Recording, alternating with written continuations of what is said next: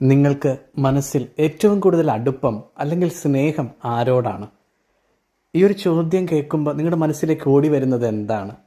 ഒരു ദിവസം നിങ്ങൾ ഏറ്റവും കൂടുതൽ ചിന്തിക്കുന്നത് ആരെക്കുറിച്ചാണ്, എന്തിനെക്കുറിച്ചാണ്?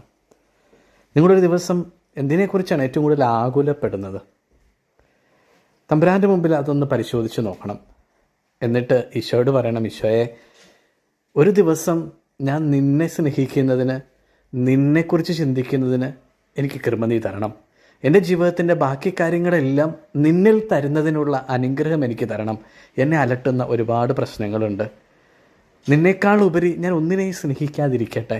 ഇതൊരു വലിയ കൃപയാണ്. നമ്മൾ എത്രമാത്രം ഞാൻ ദൈവത്തെയാണ് ഏറ്റവും കൂടുതൽ സ്നേഹിക്കുന്നത് എന്ന് പറയുമ്പോഴും പലപ്പോഴും അത് വാക്കുകളിൽ മാത്രം ഒതുങ്ങുന്ന ഒരു കാര്യമാണ്.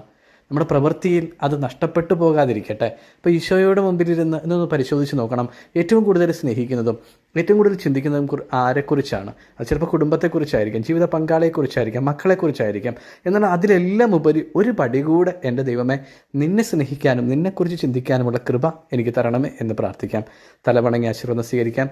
പിതാവായ ദൈവത്തിൻ്റെ സ്നേഹവും ഏകജാതൻ്റെ കൃപയും പരിശുദ്ധാത്മാവിൻ്റെ സംസർഗ ആവാസവും എന്നും എപ്പോഴും നിങ്ങളോടൊപ്പവും നിങ്ങളുടെ കുടുംബത്തോടൊപ്പവും നിങ്ങളുടെ കുടുംബത്തിലെ